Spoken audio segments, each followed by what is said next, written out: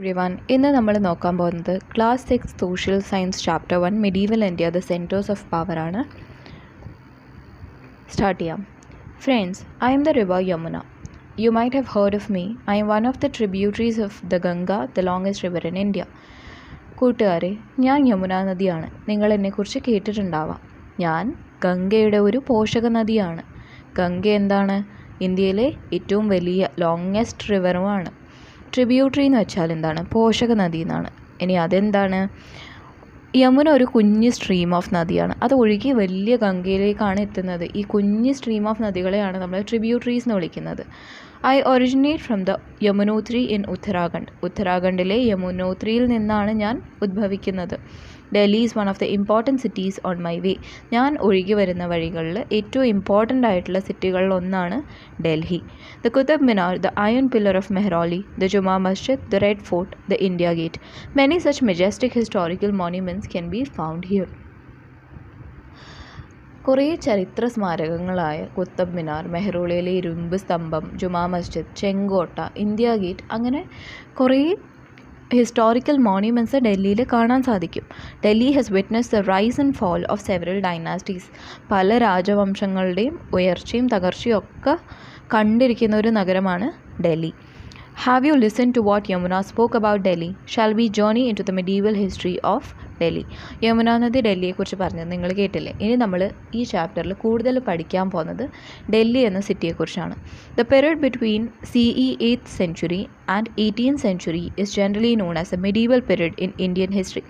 Medieval period എന്ന് വെച്ചാൽ മധ്യകാലഘട്ടം. അതായത് ഇന്ത്യയുടെ ചരിത്രത്തിൽ CE എന്താണ്? കോമൺ എറ. 8th century എന്ന് വെച്ചാൽ 8ാം നൂറ്റാണ്ടിൻ്റെയും 18ാം നൂറ്റാണ്ടിൻ്റെയും ഇടയിലുള്ള ഒരു കാലഘട്ടത്തിനെയാണ് നമ്മൾ എന്ത് പറയുന്നത്? മിഡീവൽ പീരീഡ് എന്ന് പറയുന്നത്. Across the topography of Delhi, observe the map given below. What all information can you gather from it? ഒന്ന് ഇവിടെ കൊടുത്തിട്ടുണ്ട്, ഇൻഡോ ഗാൻജറ്റിക് പ്ലെയിൻ. പിന്നെ നമുക്ക് എന്ത് കാണാം? അരവലി മൗണ്ടൻ റേഞ്ചസ്. പിന്നെ കാണാം യമുന റിവർ. ഇതിൻ്റെ ഒക്കെ നടുക്കായിട്ട് ആരുണ്ട്? ഡൽഹി. അപ്പോൾ നമുക്കിവിടെ എന്ത് എഴുതാം ആൻസറായിട്ട്? ഒന്ന് അരവലി മൗണ്ടൻ റേഞ്ചസ്, പിന്നെ യമുന റിവർ, പിന്നെ ഡൽഹി അല്ലേ? You have seen that Delhi is situated in the Indo Gangetic plain. Sindhu Ganga സമതലത്തിലാണ് ഡൽഹി ലൊക്കേറ്റ് ചെയ്തിരിക്കുന്നത്. The fertility of the region has been favourable for agricultural progress. ഈ ഭാഗത്തുള്ള മണ്ണിന് നല്ല വളക്കൂറുള്ളത് കൊണ്ട് തന്നെ കൃഷി ചെയ്യാൻ പറ്റിയൊരു സ്ഥലമായിരുന്നു Delhi. Observe the location of the Aravalli mountain ranges marked on the map. എവിടെയാണ് അരവലി മൗണ്ടൻ റേഞ്ചസ് ലൊക്കേറ്റ് ചെയ്യുന്നത്? നമുക്കിവിടെ മാപ്പിൽ കാണാൻ സാധിക്കും അല്ലേ? These mountain ranges help Delhi to resist the invasions of enemies. ഇതൊരു ഇമ്പോർട്ടൻറ്റ് പാർട്ടാണ്. എങ്ങനെയാണ്? താഴെ തന്നെ ഒരു ക്വസ്റ്റ്യൻ കൊടുത്തിട്ടുണ്ട്. What were the geographical features that motivated the rulers to opt Delhi as a center of power? ഈ ക്വസ്റ്റ്യൻ്റെ ആൻസറാണ് ഇനി വരാൻ പോകുന്ന paragraph. These mountain ranges help Delhi to resist invasions of enemies. ഏത് mountain ranges?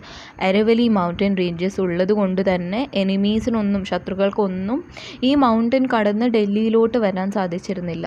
The massive rocks of this mountain supplied stones for the construction of forts and buildings. ഈ മൗണ്ടൻ്റെ മുകളിലുള്ള പാറകൾ കൺസ്ട്രക്ഷന് വേണ്ടിയിട്ടുള്ള, എന്ത് കൺസ്ട്രക്ട് ചെയ്യാൻ? കോട്ടയും ബിൽഡിങ്സൊക്കെ കൺസ്ട്രക്ട് ചെയ്യാനുള്ള കല്ലുകളും പാറകളൊക്കെ കൊടുത്തിരുന്നു. The river Yamuna facilitated water transportation and ensured enough water supply for Delhi. ഇനി റിവർ യമുന എങ്ങനെയാണ് സഹായിക്കുന്നത്? ഒന്ന്, വാട്ടർ ട്രാൻസ്പോർട്ടേഷൻ അല്ലേ, വെള്ളത്തിലൂടെ സഞ്ചരിക്കാനുള്ള ഒരു സാധ്യത ഒരുക്കി കൊടുക്കുകയാണ് ചെയ്യുന്നത് യമുന നദി. പിന്നെന്താ?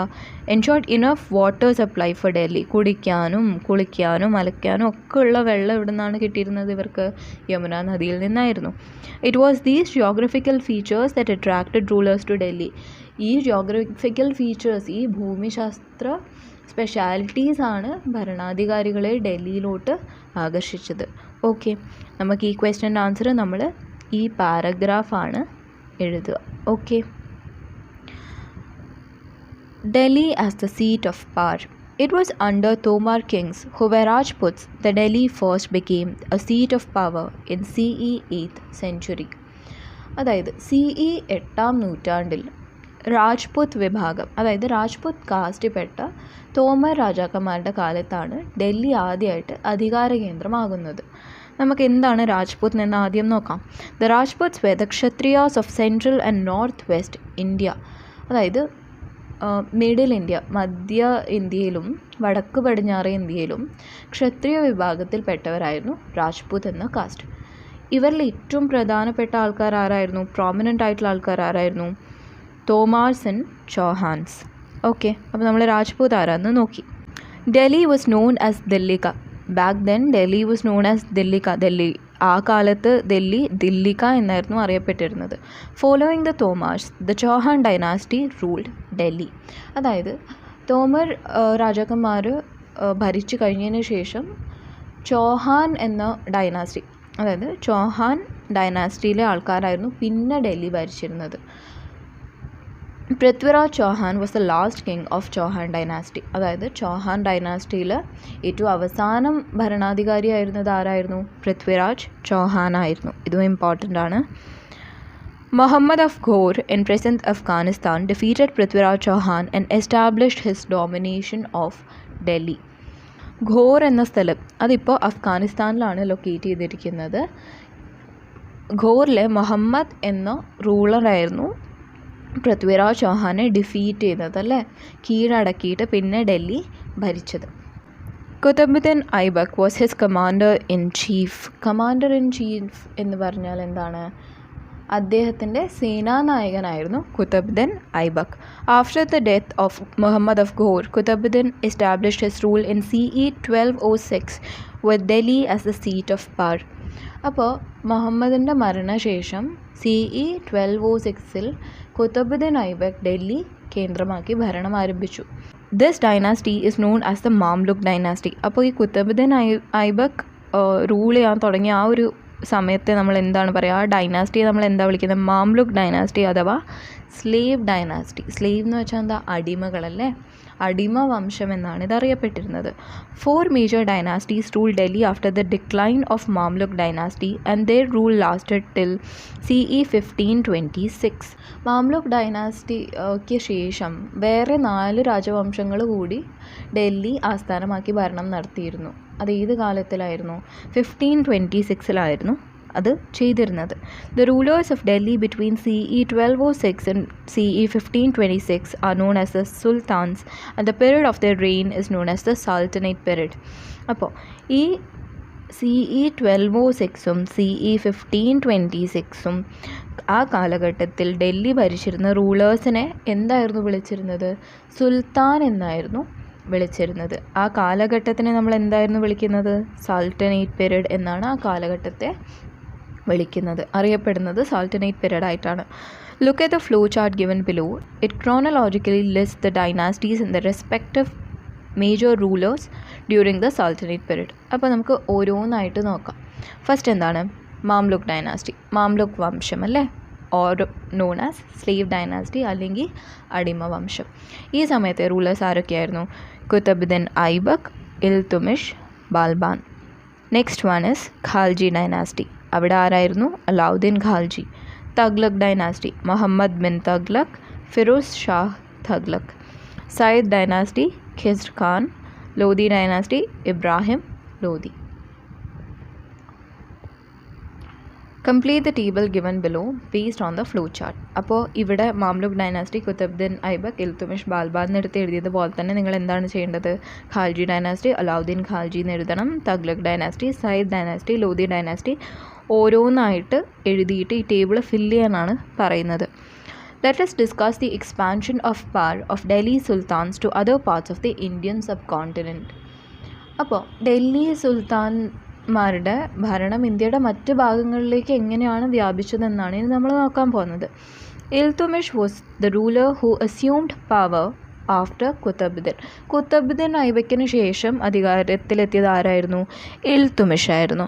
Okay, he conquered Multan, Lahore, Bengal etcetera. Multan, Lahore, Bengal എന്നീ സ്ഥലങ്ങളൊക്കെ ആര് കോൺക്വർ ചെയ്തു? ഇൽത്തുമിഷ് കോൺക്കർ ചെയ്തു അല്ലേ. ഈ താഴെ കൊടുത്തിരിക്കുന്ന മാപ്പിൽ നമുക്ക് കാണാൻ പറ്റും. മുൽത്താൻ, ലാഹോർ, ബംഗാൾ എന്നീ സ്ഥലങ്ങൾ കോൺക്കർ ചെയ്തത് ആരാണ്? ഇൽത്തുമിഷാണ്. He introduced a uniform monetary system in the regions under his control. അപ്പോൾ ഇൽത്തുമിഷിൻ്റെ കൺട്രോളിലായിരുന്നു താൻ കീഴടക്കിയ സ്ഥലങ്ങളിൽ പ്രദേശങ്ങളിലൊക്കെ ഒരു ഏകീകൃത നാണയ വ്യവസ്ഥ, അതായത് കോയിൻസ് ഇൻട്രൊഡ്യൂസ് ചെയ്ത് മോണിറ്ററി സിസ്റ്റംസ് ഇൻട്രൊഡ്യൂസ് ചെയ്യുകയാണ് ചെയ്തത്. അതായത് പൈസ കൊണ്ടുള്ള കളി നടപ്പിലാക്കിയത് ആരായിരുന്നു? ഇൽത്തുമിഷായിരുന്നു. Tanka and jital were the newly introduced coins. ഈ ഇൻട്രൊഡ്യൂസ് ചെയ്തിരിക്കുന്ന കോയിൻസിൻ്റെ പേരെന്തായിരുന്നു? Tanka and jital. Balban was the major ruler who rose to power after the reign of Iltutmish. ഇൽത്തുമിഷിന് ശേഷം അധികാരത്തിലെത്തിയ പ്രധാന റൂളർ ആരായിരുന്നു? ബാൽബാൻ. നമ്മൾ 3 പേരെയും നോക്കിക്കഴിഞ്ഞു. ഈ ഫ്ലോ ചാർട്ട് വെച്ച് നോക്കുമ്പോൾ ആരൊക്കെയാണ്? കുത്തബുദ്ദീൻ ഐബക്കിന് ശേഷം ഇൽത്തുമിഷ് വന്നു. ഇൽത്തുമിഷിന് ശേഷം ആര് വന്നു? ബാൽബാൻ വന്നു. ഇൽത്തുമിഷാണല്ലേ എന്തൊക്കെയോ ചെയ്തത്? എന്താണ് ചെയ്തത്? മുൽത്താൻ, ലാഹോർ, ബംഗാൾ എന്നീ സ്ഥലങ്ങൾ കീഴടക്കി. പിന്നെ അവിടെയൊക്കെ ഒരു യൂണിഫോം മോണിറ്ററി സിസ്റ്റംസ്, അതായത് കോയിൻസ് ഇൻട്രൊഡ്യൂസ് ചെയ്തു. ആ കോയിൻസിൻ്റെ പേരെന്താണ്? Tanka and jital. Okay. Sultana Razia. Sultana Razia was the only woman ruler of the Delhi sultanate. അതായത് ഡൽഹി സൽത്തനേറ്റിലെ ഏക വനിതാ ഭരണാധികാരിയായിരുന്നു സുൽത്താന റസിയ. ആരായിരുന്നു Sultana Razia? She was the daughter of Iltutmish. ഇൽത്തുമിഷിൻ്റെ മകളായിരുന്നു. She lost her power owing to the protest from some nobles. അതായത് ചില റൂളേഴ്സ്, ചില പ്രഭുക്കന്മാർ എതിരായതോടെ സുൽത്താനയ്ക്ക് അധികാരം നഷ്ടപ്പെടുകയാണ് ഉണ്ടായത്. The expansion of the Sultanate. The Khalji dynasty succeeded the Mamluk dynasty. അപ്പോൾ നമ്മൾ നോക്കിയല്ലേ, മാംലുക് ഡൈനാസ്റ്റിയാണ് നമ്മളിപ്പോൾ നോക്കിയത്. അതിനുശേഷം വന്ന അധികാരത്തിലെത്തിയത് ആരായിരുന്നു? ഖൽജി വംശമായിരുന്നു. Alauddin Khalji was the most prominent among the Khalji rulers. ഈ ഖാൽജി വംശത്തിലെ പ്രധാന ഭരണാധികാരിയായിരുന്നു Alauddin ഖാൽജി. It was during his reign that the south and west regions of India came under the Delhi Sultanate. ഈ ഒരു സമയത്ത്, അതായത് അലാവുദ്ദീൻ ഖാൽജി ഭരിച്ചിരുന്ന ഒരു സമയത്താണ് തെക്കേ ഇന്ത്യയിലും പടിഞ്ഞാറേ ഇന്ത്യയിലും ഉള്ള പ്രദേശങ്ങളൊക്കെ ഡൽഹി സുൽത്താൻമാരുടെ ഭരണത്തിന് കീഴിലായത്. Gujarat was the first region that came under his control. അപ്പോൾ ഈ കൂട്ടത്തിൽ ഗുജറാത്താണ് ആദ്യമായിട്ട് അദ്ദേഹത്തിൻ്റെ കീഴിലായതല്ലേ. ഇനി എന്തുകൊണ്ടാണ് ഗുജറാത്ത് ആവാൻ സാധ്യത? What are the geographical peculiarities of Gujarat? ഇതൊരു ഇമ്പോർട്ടൻറ്റ് ക്വസ്റ്റ്യൻ ആണ്. You can find the long cost line is A peculiar feature of Gujarat. അപ്പോൾ നമുക്ക് ഗുജറാത്ത് എവിടെയാണ് വരിക? ഇവിടെയാണ്. ഈ ഒരു ഭാഗത്ത്, ഈ മാപ്പിലോട്ട് നോക്കി, ഈ ഒരു ഭാഗത്താണ് ഗുജറാത്ത് വരുന്നത് അല്ലേ. ഇതാണ് ഗുജറാത്ത്. അപ്പോൾ ഗുജറാത്തിന് നമുക്ക് എന്ത് കാണാൻ പറ്റും? കോസ്റ്റ് ലൈൻസ് കാണാൻ പറ്റും അല്ലേ. Long coastline is a peculiar feature of Gujarat. Therefore, several seaports exist here. അതായത് ഒരു നീണ്ട സമുദ്രതീരമാണ് ഗുജറാത്തിനുള്ളത്. അതുകൊണ്ട് തന്നെ കുറേ സീപോർട്ട്സ്, അതായത് തുറമുഖങ്ങൾ ഗുജറാത്തിലുണ്ടല്ലേ. നമുക്ക് സീ ട്രാൻസ്പോർട്ടേഷൻ നടത്താൻ എളുപ്പമാണ് ഗുജറാത്തിന് ഇത്രയും കോസ്റ്റ് ലൈൻസ് ഉള്ളതുകൊണ്ട്. With the conquest of Gujarat, the seaports came under the control of Alauddin Khalji. Gujarat കീഴടക്കിയതോടെ എന്ത് പറ്റി? ഈ സീപോർട്ട്സ് ഒക്കെ Alauddin ഖാൽജിയുടെ കൺട്രോളിലായി, നിയന്ത്രണത്തിലായി. He could import fine horses from Iraq through these ports. ഈ സീപോർട്ട്സിലൂടെ അദ്ദേഹം എന്ത് ചെയ്തു? കുതിരകളെ ഇറക്കുമതി ചെയ്യാൻ തുടങ്ങി. എവിടെ നിന്ന്? ഇറാഖിൽ നിന്ന് അടിപൊളി മികച്ച ഇനം കുതിരകളെ ഇറക്കുമതി ചെയ്യാൻ തുടങ്ങി. This strengthened his military power. ഈ കുതിരകൾ വന്നതോടെ നമ്മുടെ അലാവുദ്ദീൻ ഖാൽജിയുടെ സൈന്യം വളരെ പവർഫുള്ളായി, നല്ല ശക്തന്മാരായി മാറി. And he conquered the regions in the southern and western India. ഈ സൈന്യത്തിൻ്റെ സഹായത്തോടെ അലാവുദ്ദീൻ ഖാൽജി എന്താണ് ചെയ്തത്? ഇന്ത്യയുടെ തെക്ക് ഭാഗത്തെയും പടിഞ്ഞാറേ ഭാഗത്തുമുള്ള സ്ഥലങ്ങളൊക്കെ തൻ്റെ കൺട്രോളിൽ ആക്കുകയാണ് ചെയ്തത്, കോൺക്വർ ചെയ്യുകയാണ് ചെയ്തത്. How did the domination over Gujarat strengthen the military of Alauddin Khalji? അപ്പോൾ ഗുജറാത്ത് വന്നതിന് ശേഷം അലാവുദ്ദീൻ ഖാൽജിയുടെ സൈന്യത്തിന് സംഭവിച്ച മാറ്റങ്ങളും എങ്ങനെയാണ് അവരുടെ ആധിപത്യം ബെറ്റർ ആയത്, എങ്ങനെയാണ് ശക്തിപ്പെട്ടത് എന്നാണ് ചോദ്യം ചോദിക്കുന്നത്. അപ്പോൾ അതിൻ്റെ ആൻസർ നമ്മൾ എന്താ എഴുതുക? ഈ ഒരു പാരഗ്രാഫാണ്. ഗുജറാത്തിന് ലോങ് കോസ്റ്റ് ലൈൻ ഉള്ളത് കൊണ്ട് തന്നെ അവിടെ കുറേ സീപോർട്ട്സ് ഉണ്ട്. അപ്പോൾ ആ സീപോർട്ട്സ് ത്രൂ ഇറാഖിൽ നിന്ന് ഹോഴ്സസിനെ ഇമ്പോർട്ട് ചെയ്യാണ് ചെയ്തത്. ആര്? അലാവുദ്ദീൻ ഖാൽജി. അപ്പോൾ ഈ ഹോഴ്സസ് വന്നതോടെ അവരുടെ മിലിറ്ററി പവർ ഇൻക്രീസ് ആവുകയും അവർക്ക് സതേൺ ആൻഡ് വെസ്റ്റേൺ ഇന്ത്യൻ റീജിയൻസിനെ കോൺക്കർ ചെയ്യാൻ സാധിക്കുകയും ചെയ്തു. Okay. The Khalji dynasty was succeeded by the Tughlaq dynasty. ഇനി ഖാൽജി ഡൈനാസ്റ്റിക്ക് ശേഷം വന്നത് ആരായിരുന്നു? തഗ്ലക് വംശം അല്ലേ. അതിലെ പ്രധാന ഭരണാധികാരിയായിരുന്നു Muhammad bin Tughlaq. Muhammad bin Tughlaq was an important ruler of the Tughlaq dynasty. To rule more efficiently, he shifted the capital from Delhi to Devagiri and renamed the latter as Daulatabad. അപ്പോൾ കുറച്ചുകൂടെ നന്നായിട്ട് ഭരിക്കാൻ വേണ്ടി തലസ്ഥാനം, അതായത് ക്യാപിറ്റൽ ഡൽഹിയിൽ നിന്ന് ദേവഗിരിയിലോട്ട് മാറ്റുകയും ദേവഗിരിയെ പേര് മാറ്റി ദൗലതാബാദ് എന്ന് വിളിക്കുകയും ചെയ്തു. ലാറ്റർ എന്ന് വെച്ചാൽ ഫോർമർ എന്ന് വെച്ചാൽ ഫസ്റ്റ് പറയുന്ന കാര്യം, ലാറ്റർ എന്ന് പറഞ്ഞാൽ രണ്ടാമത് പറയുന്ന കാര്യം. അപ്പോൾ ഇവിടെ രണ്ടാമത് ദേവഗിരിയെക്കുറിച്ചാണ് പറഞ്ഞിരിക്കുന്നത്. അതുകൊണ്ട് തന്നെ ദേവഗിരിയുടെ പേര് മാറ്റി ദൗലതാബാദ് എന്നാക്കി മാറ്റുകയും ചെയ്തു. ഇവിടെ ഒരു മാപ്പ് കൊടുത്തിട്ടുണ്ട്. ഇവിടെ ലൊക്കേറ്റ് ദൗലതാബാദ് നമുക്കിവിടെ കാണാൻ പറ്റും അല്ലേ. Daulatabad was situated almost at the center of the expanded state. അതായത് നമ്മുടെ ഈ ഓറഞ്ച് കളർ റീജിയനാണ് ഇപ്പോൾ ഈ ഡൈനാസ്റ്റി റൂൾ ചെയ്തുകൊണ്ടിരിക്കുന്നത്. അതിൻ്റെ ഏകദേശം സെൻറ്ററിലായിട്ടാണ് ദൗലതാബാദ് ലൊക്കേറ്റ് ചെയ്തിരിക്കുന്നത് അല്ലേ. അത് എന്തുകൊണ്ടാവാം? Muhammad bin Tughlaq thought that all regions could be controlled effectively by shifting the capital from Delhi to Daulatabad. അതായത് ഡൽഹി ആ ഒരു മുകൾ ഭാഗത്തായിട്ടാണ് അല്ലേ. അപ്പോൾ സെൻറ്ററിലോട്ട് മാറ്റിക്കഴിഞ്ഞാൽ, അതായത് ദൗലതാബാദിലോട്ട് ക്യാപിറ്റൽ വന്നു കഴിഞ്ഞാൽ അവിടെ സുഖമായിരുന്നിട്ട് എല്ലാ പ്രദേശങ്ങളും കൺട്രോൾ ചെയ്യാൻ കഴിയുമെന്ന് അദ്ദേഹം കരുതി. Later he found that shifting the capital was not practical and withdrew the decision. എന്നാൽ ക്യാപിറ്റൽ മാറ്റുന്നത് ഒട്ടും ഫലപ്രദമല്ലെന്ന് മനസ്സിലാക്കി ആര്? മുഹമ്മദ് ബിൻ തഗ്ലക്. എന്നിട്ട് എന്ത് ചെയ്തു? വീണ്ടും ഈ ഒരു തീരുമാനം പിൻവലിക്കുകയുണ്ടായി. എന്നിട്ട് വീണ്ടും ഡൽഹിയിലോട്ട് തന്നെ ക്യാപിറ്റൽ മാറ്റുകയാണ് ചെയ്യുന്നത്. തഗ്ലക് വംശത്തിന് ശേഷം അധികാരത്തിലെത്തിയത് വേറെ ആരായിരുന്നു? Sayyid and Lodi dynasties. The rulers of Sayyid and Lodi dynasties who succeeded the Tughlaq dynasty were weak. അവർ വളരെ വീക്കായിരുന്നു. അവർക്ക് അത്ര ശക്തിയൊന്നുമില്ല. അവർ ദുർബലരായിരുന്നു. The Sultanate rule began to decline with the end of Tughlaq dynasty. അതായത് തഗ്ലക് വംശത്തിന് ശേഷം സൾട്ടനേറ്റ് ഡൈനാസ്റ്റി ക്ഷയിക്കാൻ തുടങ്ങി. Delhi under the Mughal rule. നമ്മൾ ഇതുവരെ നോക്കിയത് എന്താ? സൾട്ടനേറ്റ് ഡൈനാസ്റ്റിയെ കുറിച്ചൊക്കെയാണ്. ഇനി 26 April 1526 ഇതാണ് date. The armies of Sultanate ruler Ibrahim Lodi and Babur, the ruler of Kabul in Afghanistan, fought at Panipat near Delhi. അതായത് ഡൽഹിക്ക് അടുത്തുള്ളൊരു സ്ഥലമാണ് പാനിപ്പത്ത്. ഇവിടെ കാബൂൾ ഇപ്പോൾ അഫ്ഗാനിസ്ഥാനിലുള്ളൊരു സ്ഥലമാണ്. അവിടുത്തെ റൂളറായിരുന്ന ബാബറും സൾട്ടനേറ്റ് റൂളറായ ഇബ്രാഹിം ലോധിയുടെയും സൈന്യങ്ങൾ എന്താണ്? യുദ്ധം ചെയ്യുകയാണ്, ഏറ്റുമുട്ടൽ ഉണ്ടാവുകയാണ്. ഇബ്രാഹിം ലോധിയെ പരാജയപ്പെടുത്തി ബാബർ അങ്ങനെ ഡൽഹി പിടിച്ചെടുക്കുകയാണ്. Okay. Since the army of Babur made use of cannon and gunpowder, they could easily defeat the army of Ibrahim Lodi. അതായത് ബാബറുടെ ആർമി എന്തൊക്കെയാണ് യൂസ് ചെയ്യുന്നത്? ക്യാനണും ഗൺ പൗഡറും അല്ലേ. പീരങ്കിയും വെടിമരുന്നും ഉപയോഗിച്ചിട്ടാണ് ബാബറുടെ സൈന്യം യുദ്ധം ചെയ്തത്. അതുകൊണ്ട് തന്നെ എളുപ്പത്തിൽ ഇബ്രാഹിം ലോധിയുടെ ആർമിയെ ഡിഫീറ്റ് ചെയ്യാനായി പരാജയപ്പെടുത്താൻ സാധിക്കുകയാണ് ഉണ്ടായത്. Babur entered the Sultanate reign and established a new rule known as the Mughal rule with Delhi as the capital. അങ്ങനെ സൾട്ടനേറ്റ് ഭരണമൊക്കെ അവസാനിപ്പിച്ചിട്ട് ബാബർ എന്താണ്? ഒരു പുതിയൊരു ഭരണത്തിന് തുടക്കം കുറിക്കുകയാണ്. അതിനെ അവരെന്ത് വിളിച്ചു? മുഗൾ റൂൾ എന്ന് വിളിച്ചു. ഡൽഹി തന്നെയാണ് ക്യാപിറ്റൽ ആയിരിക്കുന്നത്. ഈ ഒരു സമയത്തും ഡൽഹി തന്നെയാണ് capital. Let us see the names of major Mughal rulers with the help of the flow chart given below. അപ്പം മുഗൾ റൂളേഴ്സ് ആരൊക്കെയായിരുന്നു? നമ്മൾ നേരത്തെ കണ്ട പോലെ തന്നെ ഫ്ലോ ചാർട്ടിൽ നമ്മൾ ഓരോ റൂളേഴ്സിൻ്റെ പേര് നോക്കുക. ഇതൊക്കെ നമുക്ക് കുറച്ചെങ്കിലും കേട്ട് പരിചയമുള്ളത്, കോമൺ ആയിട്ട് നമ്മൾ കേൾക്കുന്ന റൂളേഴ്സിൻ്റെ പേരാണ് മുഗൾ റൂളേഴ്സിൻ്റെ പേര്.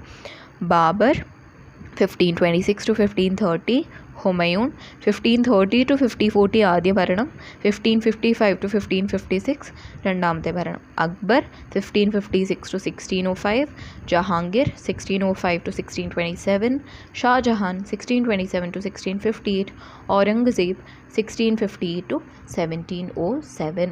അപ്പോൾ ഇവിടെ 6 മുഗൾ റൂളേഴ്സിൻ്റെ പേരാണ് കൊടുത്തിരിക്കുന്നത്, ഭരണാധികാരികളുടെ പേരാണ് ഈ ഫ്ലോ ചാർട്ടിൽ കൊടുത്തിരിക്കുന്നത്. The Mughal rule established by Babur was later extended. Babur തുടക്കം കുറിച്ച് ഈ മുഗൾ റൂള് പിന്നെ കുറേ പ്രദേശങ്ങളിലേക്ക് വ്യാപിക്കാൻ തുടങ്ങി.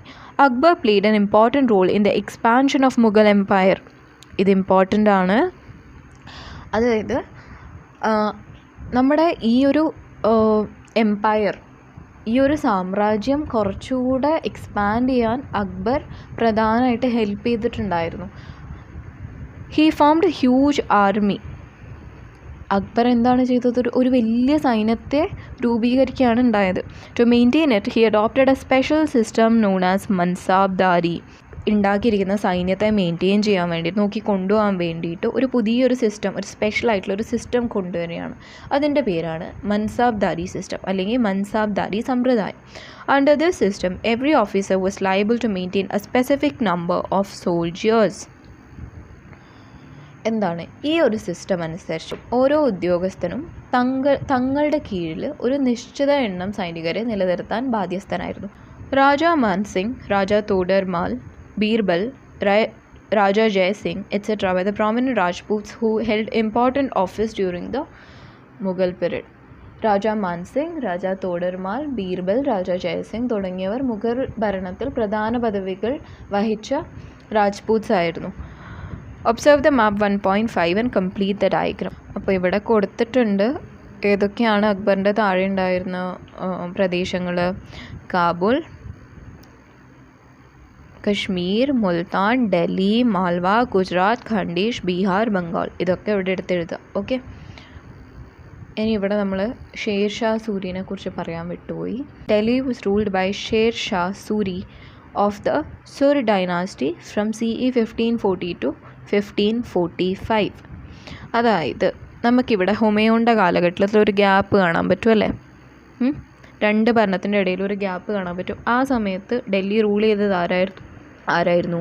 Sher Shah Suri from Suri dynasty. He rose to power by defeating the Mughal ruler Humayun. ഹുമയൂണിനെ പരാജയപ്പെടുത്തിയതിന് ശേഷമാണ് ഇദ്ദേഹം അധികാരത്തിലെത്തുന്നത്. His successors were weak. പക്ഷേ ഷേർഷയ്ക്ക് ശേഷം വന്ന ആൾക്കാരൊക്കെ വളരെ ദുർബലരായിരുന്നു, വീക്കായിരുന്നു. Hence Humayun could recapture Delhi in CE 1555. അതുകൊണ്ട് തന്നെ അതിനുശേഷം വന്നവർ വീക്കായതുകൊണ്ട് ഹുമയൂണിന് പെട്ടെന്ന് യുദ്ധം ചെയ്ത് വീണ്ടും അധികാരം തിരിച്ചു പിടിക്കാൻ സാധിച്ചു. അതുകൊണ്ടാണ് വീണ്ടും 1555 to 1556 ഹുമയൂൺ തിരിച്ചു വരുന്നത്. രണ്ട് ഭരണം ഉണ്ടാവാനുള്ള കാരണം ഇതാണ്. Akbarnama and Ain-i-Akbari. Akbarnama is a work on history written by Abdul Fazl, a courtier of Akbar. അതായത് അക്ബറിൻ്റെ കൊട്ടാരത്തിൽ ജീവിച്ചിരുന്ന അബ്ദുൽ ഫാസൽ എന്നൊരാൾ എഴുതിയ പുസ്തകമാണ് Akbarnama. The work is in 3 volumes. The first volume deals with Akbar's ancestors, the second with events during Akbar's reign, and third with Akbar's administration. അതായത് ഈ പുസ്തകം 3 ഭാഗങ്ങളായിട്ടാണ് എഴുതിയിരിക്കുന്നത്. ആദ്യ ഭാഗത്തിൽ അക്ബറിൻ്റെ ആൻസിസ്റ്റേഴ്സ്, അക്ബറിൻ്റെ മുൻഗാമികളെക്കുറിച്ചും, second with the events during Akbar's reign, അതായത് അക്ബറിൻ്റെ ഭരണകാലത്തെക്കുറിച്ചാണ് രണ്ടാമത്തെ ഭാഗം എഴുതിയിരിക്കുന്നത്. മൂന്നാം ഭാഗം അക്ബേഴ്സ് അഡ്മിനിസ്ട്രേഷൻ, അല്ലേ, അക്ബറിൻ്റെ ഭരണ സംവിധാനത്തെക്കുറിച്ചാണ് മൂന്നാമത്തെ പുസ്തകം എഴുതിയിരിക്കുന്നത്. The third volume is known as ഏന-ഇ-അക്ബാരി. അതായത് മൂന്നാമത്തെ ഭാഗം ഏന-ഇ-അക്ബാരി എന്നാണ് അറിയപ്പെടുന്നത്. The Mughal Empire expanded the most during the reign of Aurangzeb. ഇനി അക്ബറിന് ശേഷം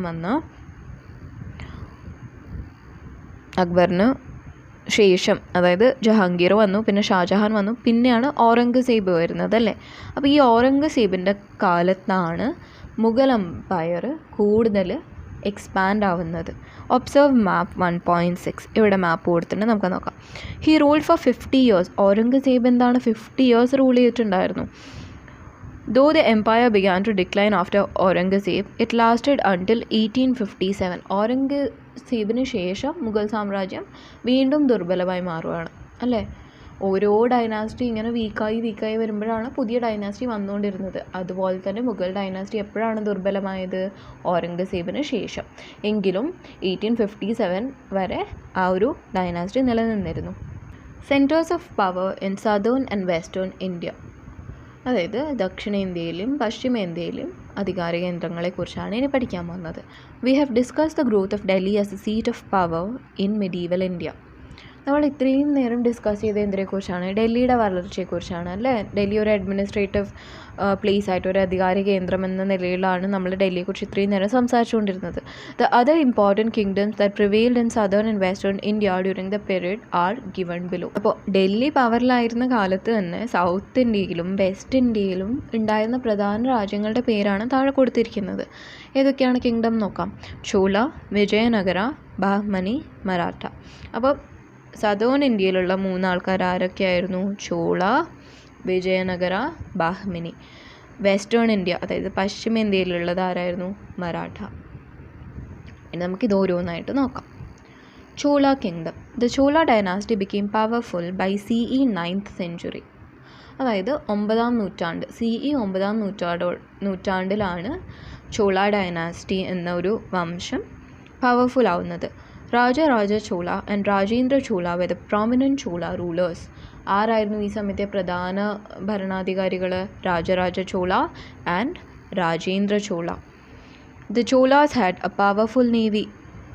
ഈ ഒരു നാവികസേന ഉണ്ടായിരുന്നു. വളരെ പവർഫുൾ ആയിട്ടുള്ളൊരു നാവികസേനയാണ് ഈ ചോള ഡൈനാസ്റ്റിക്ക് ഉണ്ടായിരുന്നത്. Powerful navy. The influence of the Cholas was extended even to countries like Malaysia and Indonesian islands.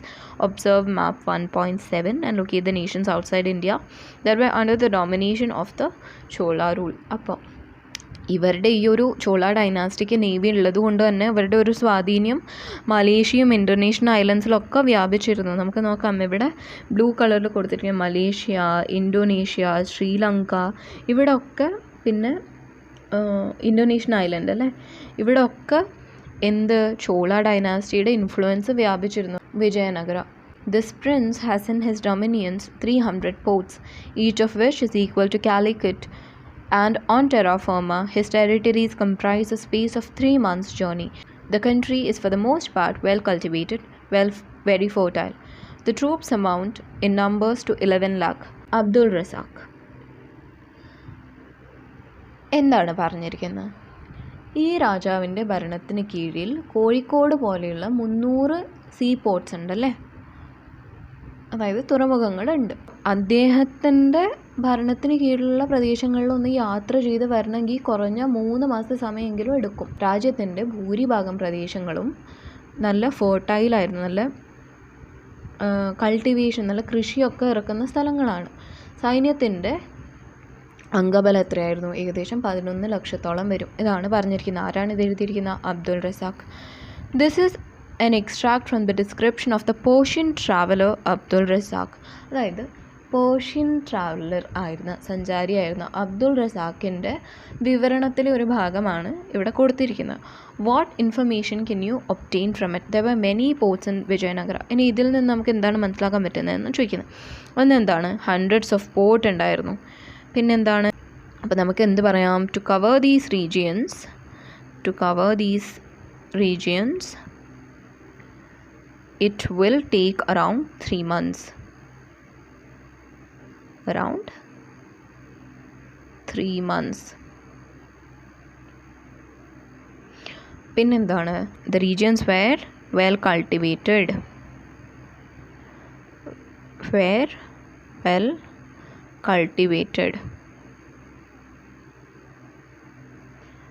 And fertile. Okay. The Vijayanagara kingdom was established by Harihara and Bukka in CE 14th century. CE 14ാം നൂറ്റാണ്ടിൽ നിലവിൽ വന്ന വിജയനഗര രാജ്യത്തിൻ്റെ സ്ഥാപകനാരായിരുന്നു? ഹരിഹരൻ, ബുക്കൻ എന്നിവരായിരുന്നു. Krishnadevaraya was a major ruler of Vijayanagara. വിജയനഗരയുടെ main ruler ആരായിരുന്നു? കൃഷ്ണദേവരായ ആയിരുന്നു വിജയനഗരയുടെ മെയിൻ റൂളർ. നെക്സ്റ്റ് കിങ്ഡത്തിലോട്ട് പോവാം. Bahmani kingdom. Alauddin Hasan Bahman Shah was the founder of the Bahmani kingdom. Bahmani കിങ്ഡത്തിൻ്റെ ഫൗണ്ടർ ആരായിരുന്നു? കണ്ടുപിടിച്ചതാരായിരുന്നു? സ്ഥാപകനാരായിരുന്നു? അലാവുദ്ദീൻ ഹസൻ ബാഹ്മൻ ഷാ. വലിയൊരു പേരാണല്ലേ.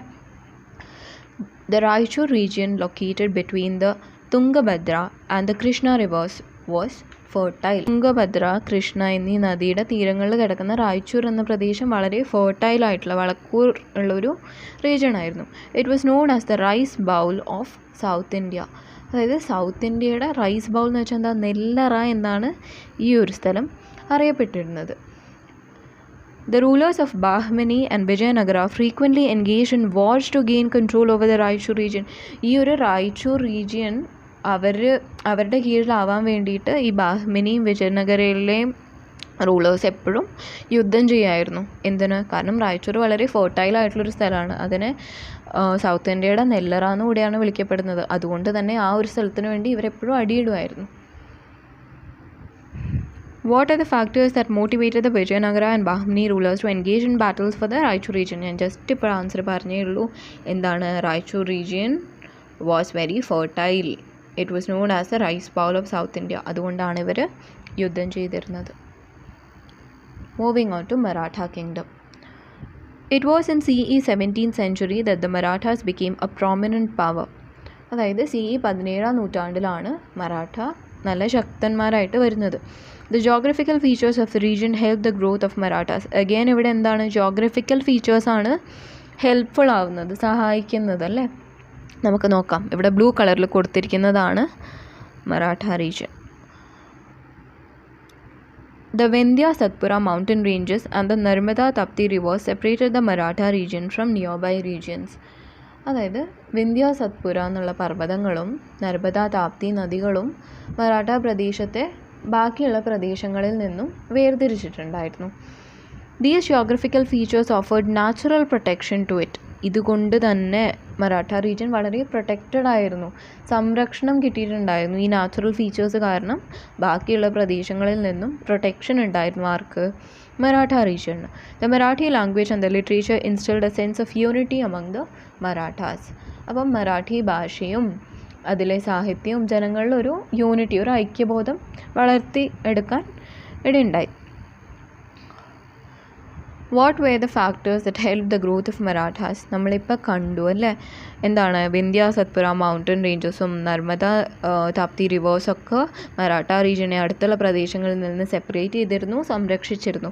പിന്നെന്താ? The Marathi language and the literature instilled a sense of unity among the Marathas. ഇതാണ് ഇതിൻ്റെ answer. Shivaji was the major ruler of the Maratha kingdom. അതായത് മറാഠ കിങ്ഡത്തിൻ്റെ ഏറ്റവും പ്രധാന ഭരണാധികാരി ആരായിരുന്നു?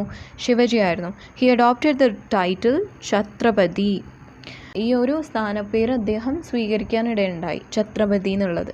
The Marathas had strong army and navy. ശക്തമായ നാവികസേനയും കരസേനയും ആരുടെ കയ്യിലുണ്ടായിരുന്നു? മറാഠ റീജിയൻ്റെ കയ്യിലുണ്ടായിരുന്നു. അത് അവരുടെ ഒരു പ്രത്യേകതയായിരുന്നു. It help them to be a major political power. അതായത് പൊളിറ്റിക്കൽ പവർ, രാഷ്ട്രീയമായ ശക്തി ഇൻക്രീസ് ചെയ്യാൻ ഇതവരെ വളരെ നല്ല രീതിയിൽ ഹെൽപ്പ് ചെയ്തിട്ടുണ്ടായിരുന്നു. എന്ത്? Army and navy. Pune was the capital of the Maratha kingdom. Maratha രാജ്യത്തിൻ്റെ തലസ്ഥാനം എന്തായിരുന്നു? പൂനെ ആയിരുന്നു. ഓക്കെ,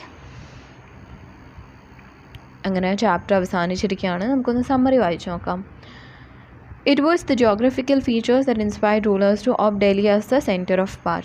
ഡൽഹിയുടെ ആ ഭൂമിശാസ്ത്ര പ്രത്യേകതകളാണ് ഡൽഹിയെ ഒരു മെയിൻ റീജിയനായിട്ട്, സെൻറ്റർ ഓഫ് പവറായിട്ട് ചൂസ് ചെയ്യാൻ വേണ്ടിയിട്ട് ഭരണാധികാരികളെ മോട്ടിവേറ്റ് ചെയ്തത്. It was under the Tomar kings the Delhi first became the centre of power. Tomar രാജാക്കന്മാരുടെ കാലത്താണ് ഡൽഹി ആദ്യമായിട്ടൊരു അധികാര കേന്ദ്രമായി മാറുന്നത്. The sultanate rule was established with Delhi as its capital. ഡൽഹിയെ capital ആക്കിയിട്ടാണ് സൾട്ടനേറ്റ് ഭരണം സ്ഥാപിക്കപ്പെട്ടത്. The Sultanate rule expanded further during the reign of Alauddin Khalji and Muhammad bin Tughlaq. Alauddin ഖാൽജിയുടെയും മുഹമ്മദ് ബിൻ തഗ്ലക്കിൻ്റെയും ഭരണകാലത്താണ് സൾട്ടനേറ്റ് ഭരണം കൂടുതൽ പ്രദേശങ്ങളിലേക്ക് വ്യാപിക്കാനിടയായത് അല്ലേ. നമ്മൾ വായിച്ചു കഴിഞ്ഞു അതൊക്കെ. ബാബ who defeated Ibrahim Lodi in the Battle of Panipat in 1526 established a Mughal rule. അതായത് 1526 പാനിപ്പത്ത് യുദ്ധത്തിൽ ഇബ്രാഹിം ലോധിയെ പരാജയപ്പെടുത്തിയ ബാബർ മുഗൾ ഭരണത്തിന് തുടക്കം കുറിക്കുകയായിരുന്നു. Akbar and Aurangzeb played an important role in the expansion of Mughal empire. ഈ മുഗൾ എംപയർ കുറച്ചുകൂടെ എക്സ്പാൻഡ് ചെയ്യുന്നതിന്, വിസ്തൃതമാക്കുന്നതിൽ ആരാണ് പ്രധാനമായിട്ട് പങ്കുവഹിച്ചത്? അക്ബറും ഔറംഗസേബും ആയിരുന്നു. Different centres of power existed in western and southern India during medieval period. മധ്യകാലഘട്ടത്തിൽ സദേൺ ഇന്ത്യയിലും വെസ്റ്റേൺ ഇന്ത്യയിലും വ്യത്യസ്ത അധികാര കേന്ദ്രങ്ങൾ നിലനിന്നിരുന്നു. ഓക്കെ, നമുക്കിതിൻ്റെ ക്വസ്റ്റ്യൻ ആൻസേഴ്സ് അടുത്തൊരു ക്ലാസ്സിൽ ഡിസ്കസ് ചെയ്യാം. അതുവരേക്കും ബൈ.